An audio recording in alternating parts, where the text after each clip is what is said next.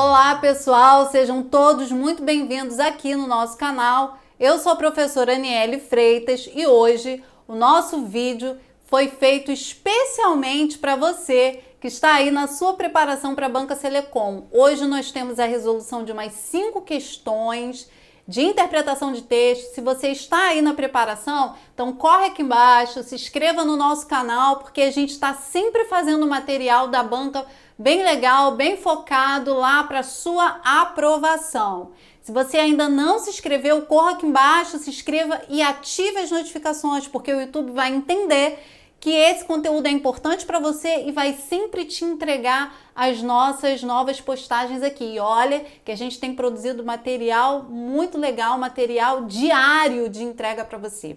Se você também ainda não nos segue lá no Instagram, corre lá, clica lá no Instagram, vai em seguir, porque lá a gente tem todos os dias também um material legal, um material muito objetivo, com dicas muito importantes para a sua aprovação na Banca Selecom. Então vamos à nossa coletânea de hoje, questões de 2020 da Banca Selecom. Hoje a gente parte para um segundo texto. Nós já temos um vídeo aqui no canal que você pode clicar aqui embaixo na descrição desse vídeo e ver, assistir as resoluções de questões que nós já temos feito aí ao longo do tempo.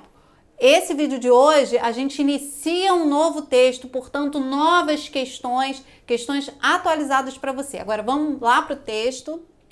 Chegamos aqui ao nosso texto. O nosso texto é: direito humano à alimentação adequada e soberania alimentar.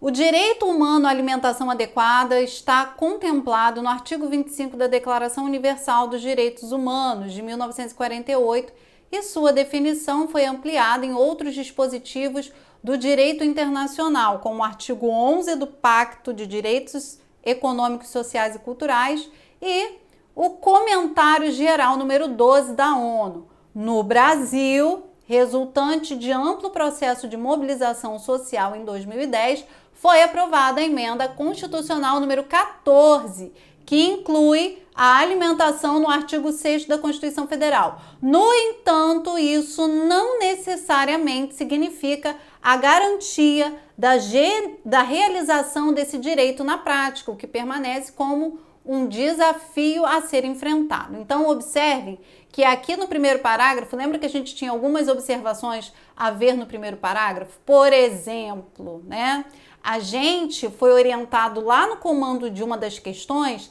a analisar a relação entre a primeira frase e a segunda frase, Então, vamos analisar aqui, o direito humano à alimentação adequada está contemplado no artigo 25 da Declaração Universal dos Direitos Humanos de 1948 e sua definição foi ampliada nos outros dispositivos do direito internacional, como o artigo 11 do Pacto de Direitos Econômicos, Sociais e Culturais e o Comentário Geral número 12 da ONU. Observem o seguinte, gente, a gente está falando de Declaração Universal dos Direitos Humanos de 1948. A Declaração Universal dos Direitos Humanos é, na verdade, um pacto, estabelecido entre países. Então, a gente está falando de uma coisa que é macro, São países, sempre, gente, olhando nessas relações que o texto faz com informações.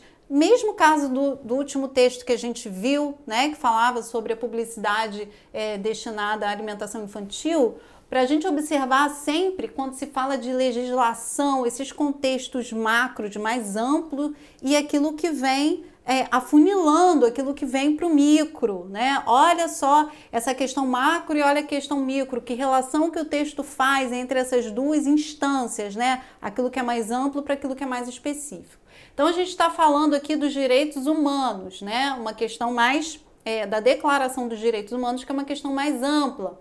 Sua definição foi ampliada em outros dispositivos do direito internacional. A gente ainda está falando aqui, de uma questão mais ampla, como o artigo 11 do Pacto de Direitos Econômicos, Sociais e Culturais do Comentário Geral número 12 da ONU. A ONU, que é uma instituição global, que é uma instituição que reúne vários países.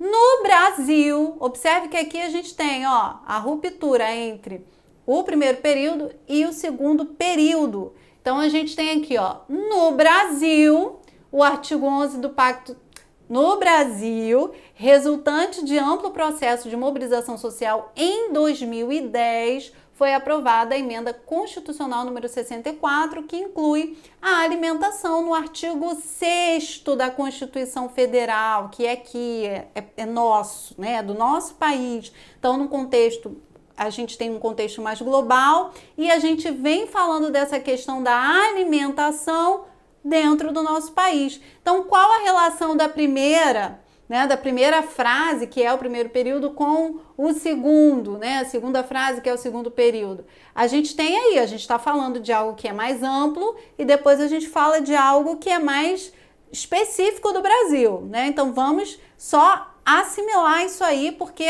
tem uma questão que requer esse nosso olhar, a relação entre a primeira frase e a segunda frase.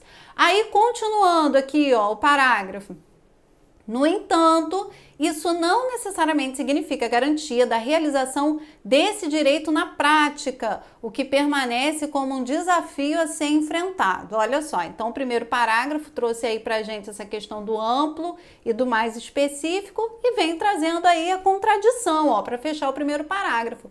Isso não necessariamente significa garantia da realização desse direito na prática, o que permanece como um desafio a ser enfrentado. Então, ó, aconteceu no amplo, aconteceu no mais específico, mas ainda continua sendo um desafio a ser enfrentado. Por quê? Esses movimentos feitos, tanto no nível macro como no nível micro de país, ainda não foi o suficiente para que esse direito fosse realmente cumprido, tá? E aí a gente continua. O direito humano à alimentação adequada consiste no acesso físico e econômico de todas as pessoas aos alimentos e aos recursos, como emprego ou terra, ó, recursos, emprego ou terra, para garantir esse acesso de modo contínuo.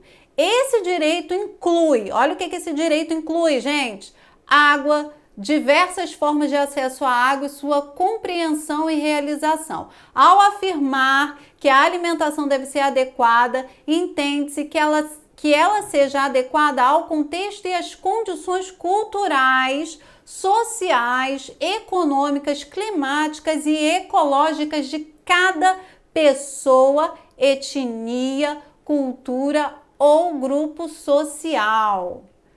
Continuando, para garantir a realização do direito humano à alimentação adequada, o Estado brasileiro tem as obrigações de respeitar, proteger, promover e prover a alimentação da população. Por sua vez, a população tem o direito de, agora o direito da população, exigir que eles sejam cumpridos por meio de mecanismo de exigibilidade. Exigibilidade é o empoderamento dos titulares de direitos para exigir o cumprimento dos preceitos consagrados nas leis internacionais e nacionais referentes ao direito humano à alimentação adequada no âmbito dos poderes executivo, legislativo e judiciário, nas esferas federal, estaduais e municipais. Esses meios de exigibilidade podem ser administrativos, políticos, quase judiciais e judiciais. Durante várias décadas, por influência dos países centrais, o Brasil e outros países em desenvolvimento procuraram responder ao problema da fome com a introdução da chamada Revolução Verde, que foi uma espécie de campanha de modernização da agricultura mediante a introdução de um pacote tecnológico baseado no uso intensivo de máquinas, fertilizantes químicos e agrotóxicos para aumentar a produção e, consequentemente, a humanidade acabaria com a fome. Introduziu-se assim um modelo agroexportador, centrado nas monoculturas, que favoreceu a concentração das empresas, cada vez mais internacionalizadas, de modo que atualmente 30 conglomerados transnacionais controlam a maior parte da produção, da industrialização e do comércio agroalimentar do mundo, violando a soberania alimentar. Muitos países, regiões e municípios também, dentro do Estado brasileiro, vivem sem soberania alimentar.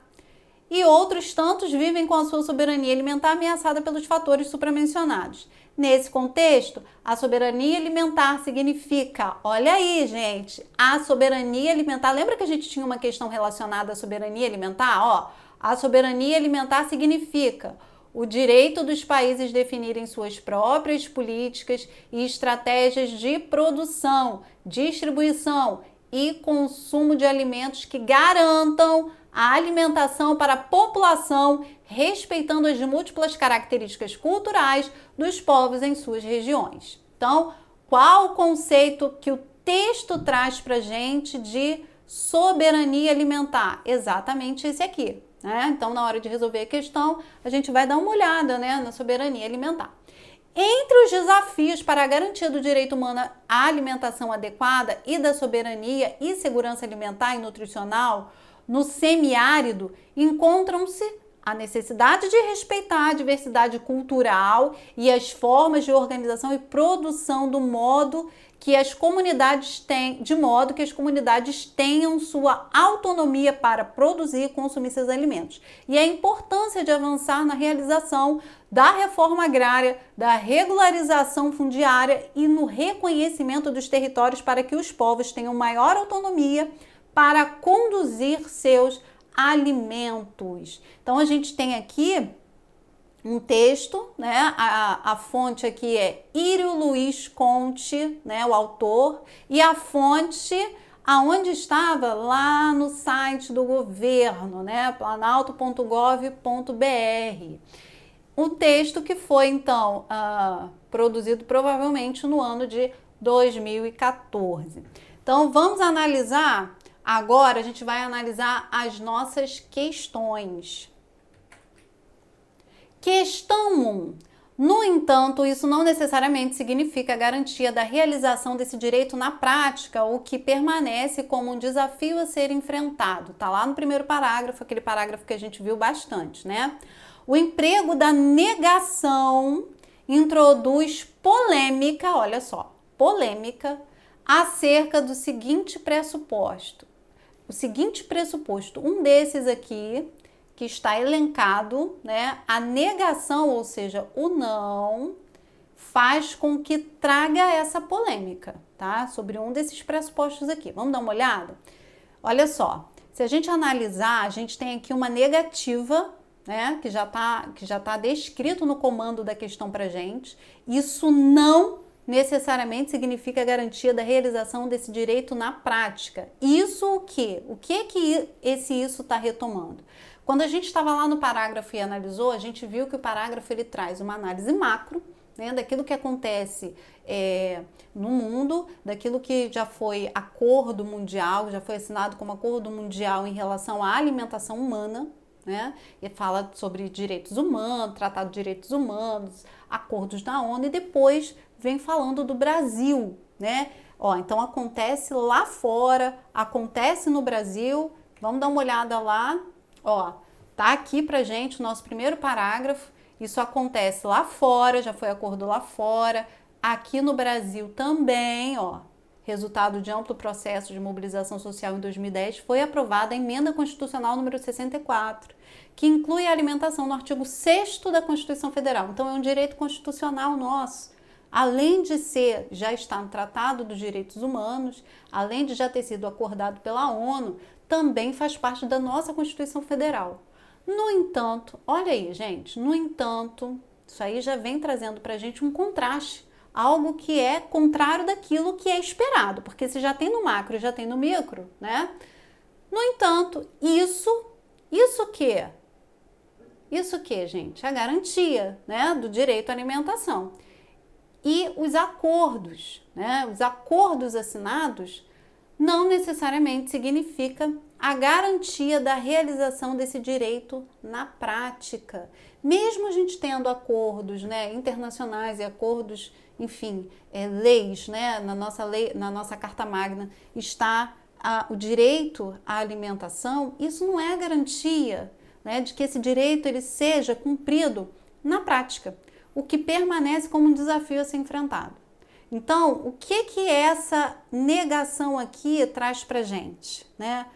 Bem, eu poderia cortar essa negação e ficaria, ó, isso necessariamente significa a garantia da realização desse direito na prática. Olha como é que muda completamente o sentido, né? Isso que todos esses acordos assinados, internacionais, o fato de estar na nossa Constituição, isso não garante. Esse não, ele vem trazer o quê? A questão de que isso ainda é muito volátil. Por quê? Ó, permanece ainda nos dias de hoje como um desafio a ser enfrentado. Então vamos voltar lá na questão.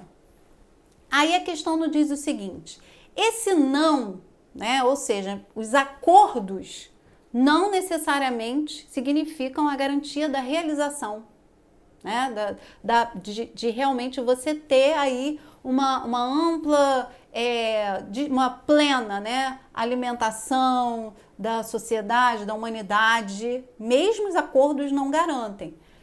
Bem, qual o pressuposto, qual a polêmica, né, que essa negação traz pra gente? Ó, a prática nunca é igual à teoria? Não, olha só.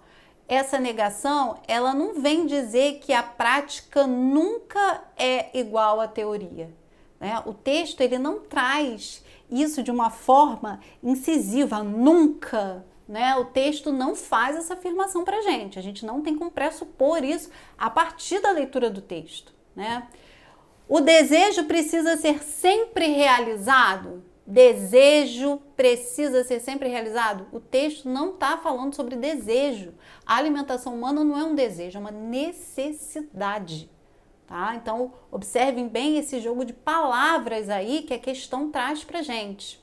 A alimentação saudável depende de boa vontade? Bem, a alimentação saudável depende de boa vontade? Se dependesse só de boa vontade, não estaria em artigos, não seria uma determinação legal, né? Constitucional até, né? Então não depende de boa vontade, depende de uma execução. E aí a gente tem a letra C. O direito previsto em lei deve ser assegurado. Então observe o seguinte: o emprego da negação introduz uma polêmica acerca do seguinte pressuposto. Que pressuposto é esse, gente? Que o direito previsto em lei, ele deve ser assegurado. Por quê? Porque ele já está previsto em lei. O texto traz isso pra gente nos períodos anteriores, falando que já é uma determinação internacional, né? Já foi prática de acordos internacionais, inclusive pela ONU. No Brasil, a gente já tem essa determinação legal, inclusive na Constituição Federal. E aí, qual é a polêmica que essa negação, esse não colocado no texto traz pra gente? Traz pra gente a polêmica de que o direito previsto em lei, ele deve ser, sim, assegurado. Então, aqui, a nossa questão número 1, a resposta é letra C de casa. Vamos lá para a questão número 2. No entanto, isso não necessariamente significa a garantia da realização desse direito na prática, o que permanece como um desafio a ser enfrentado. Essa frase introduz uma informação com valor no contexto, né? E esse contexto do primeiro parágrafo a gente já viu bastante o que é. No contexto de introduzir um relato de experiência, gente, a gente tem um relato de experiência. Esse trecho, ele introduz um relato de experiência, não. O que a gente vê no texto dali para frente é uma explicação, um clareamento ali do que, na verdade, o que acontece em relação à alimentação mundial, os passos que o Brasil já deu, o que se tentou fazer, né? Mas no que resultou essa tentativa de tentar sanar a questão da alimentação, do direito à alimentação, né? O texto traz pra gente a concepção de que Essa questão da alimentação, ela deve ser analisada entre o grupo, tratando das questões de aspectos culturais dos grupos, né? E só assim a questão da alimentação, ela vai poder ser plenamente realizada, né?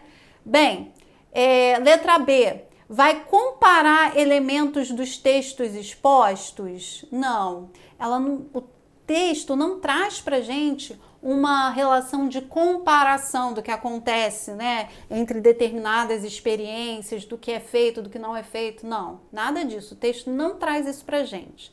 Vamos lá.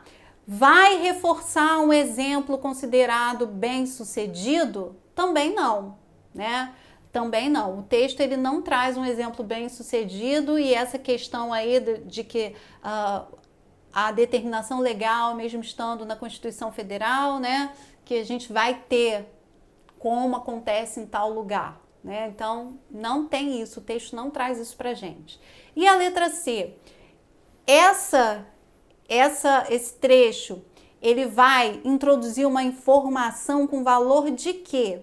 De relativizar a aplicação de uma ideia importante? Sim, ele vai então relativizar a aplicação de uma ideia importante.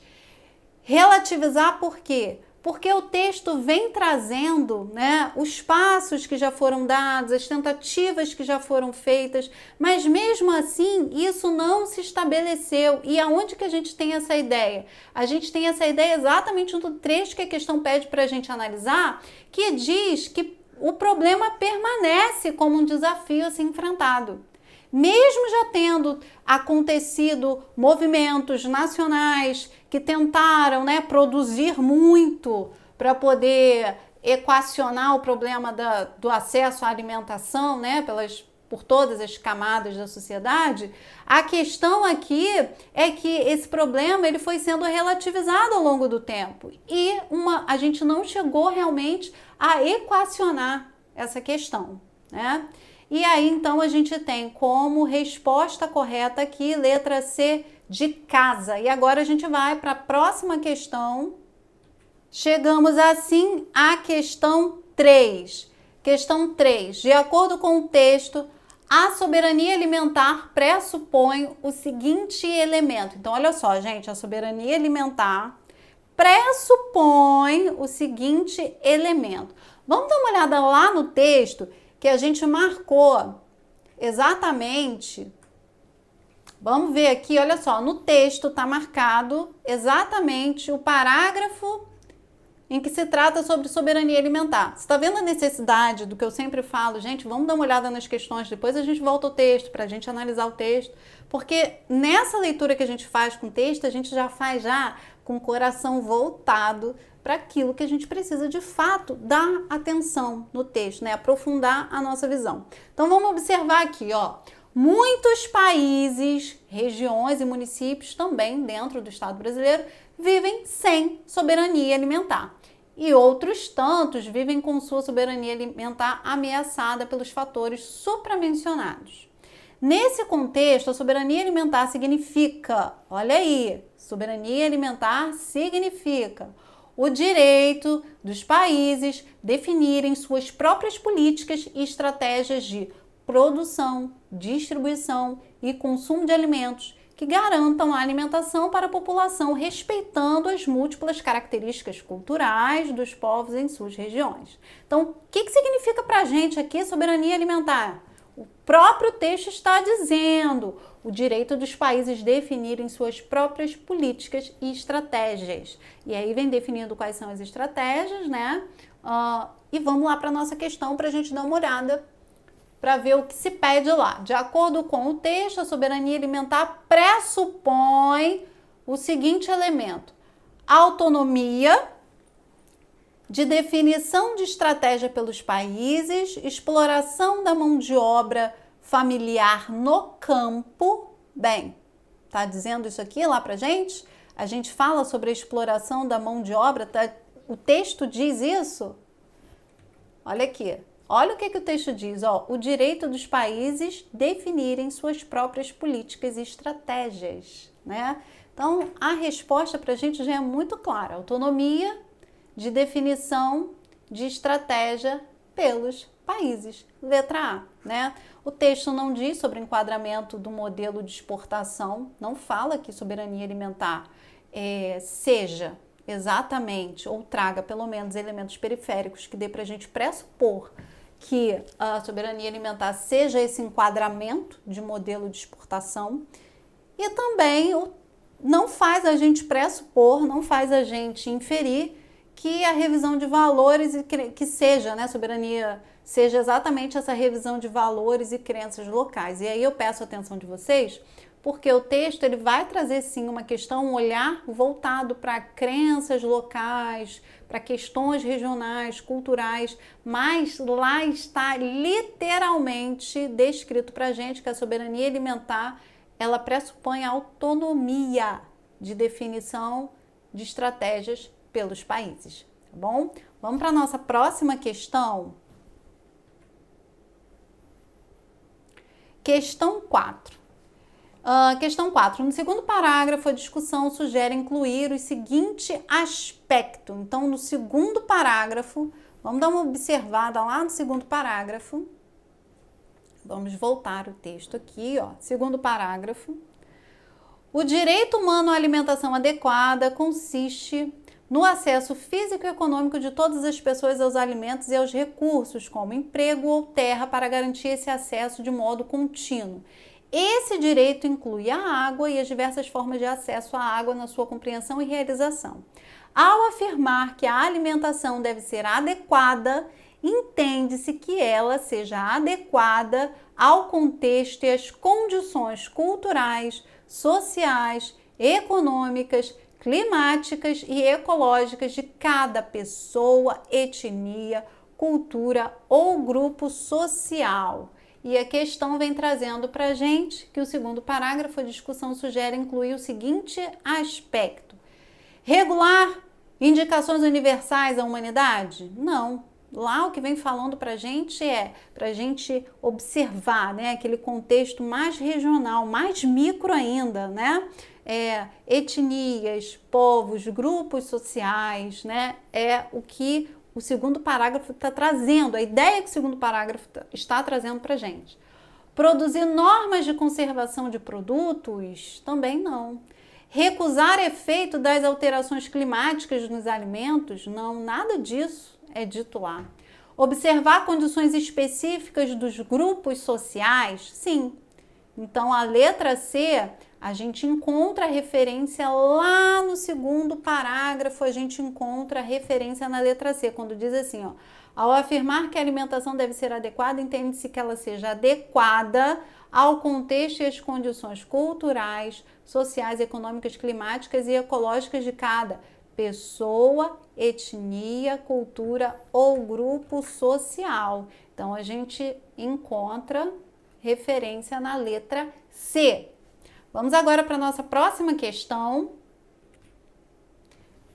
Questão número 5, a última questão dessa nossa coletânea. Ela diz o seguinte: no primeiro parágrafo, a primeira frase estabelece com a segunda uma relação caracterizada pelo seguinte par de palavras. A gente já analisou bastante o primeiro parágrafo e a gente já viu que a gente tem lá esse olhar macro sobre aquilo que já foi feito internacionalmente, daquilo que já foi assinado, tratado, acordado em relação à garantia à alimentação, né?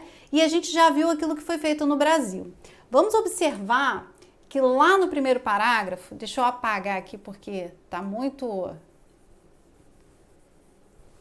Pronto. Vamos lá.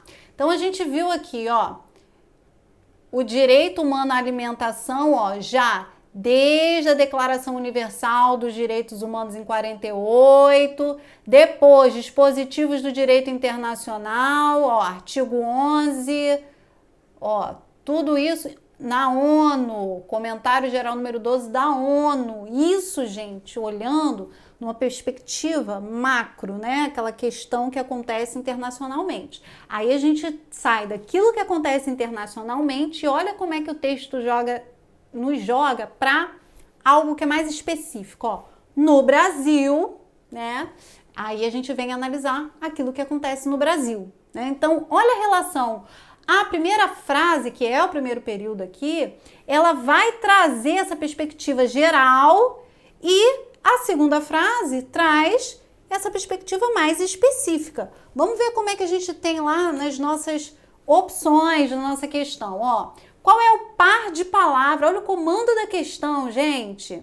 Vamos ver aqui qual o par de palavras que caracteriza essa relação entre a primeira frase, ou seja, primeiro período com o segundo. Ó, é de comparação e definição? Não, a gente não está comparando o Brasil com outros países, né? Não é comparação e definição. Definição e contraposição? Também não, a gente não tem uma contraposição aí. A gente só vai ter uma contraposição no último período desse parágrafo, né? Que a gente já até analisou nas questões anteriores. É onde aparece a contraposição. Mas aqui, primeiro e segundo período, primeira e segunda frase, não tem contraposição. Exemplificação e ponderação? Não. A gente não tem, por exemplo, um argumento lá com uma exemplificação e uma ponderação de um especialista falando alguma coisa, uma citação. Não, não se tem isso, né? O que a gente tem aqui? A gente tem a generalização, né? Olha lá, nível macro, internacional, e a especificação, nível micro, Brasil, o que aconteceu no mundo em relação a termos legais, em relação a acordos e o que se tem no cenário brasileiro, né? Então, a nossa opção aqui é letra A. Queridos, encerramos assim essa nossa coletânea de questões. Espero que vocês tenham aproveitado, tá? Vocês podem baixar esse material aqui no link da descrição, baixe o material, façam as questões, comentem, deixem aí os comentários de vocês, porque o nosso objetivo aqui, nosso maior objetivo é tornar essas videoaulas, tornar essa resolução de questão cada vez mais específica para você, para aquilo que você precisa. E a Banca Selecom, ela tá aí com concursos, né, no Brasil todo. Muita gente enfrentando muitas dificuldades para conseguir material da Banca Selecom. Então, aqui você consegue tudo isso. Clica aqui embaixo, baixa o teu material. Não se esqueça de inscrever no vídeo e ativar no canal e ativar as notificações, porque a gente está nesse processo aí, nessa maratona Selecom, para levar para você exatamente aquilo que você precisa para fazer a sua prova e garantir a sua aprovação. Um beijo enorme e até o próximo vídeo já já. Tchau, tchau!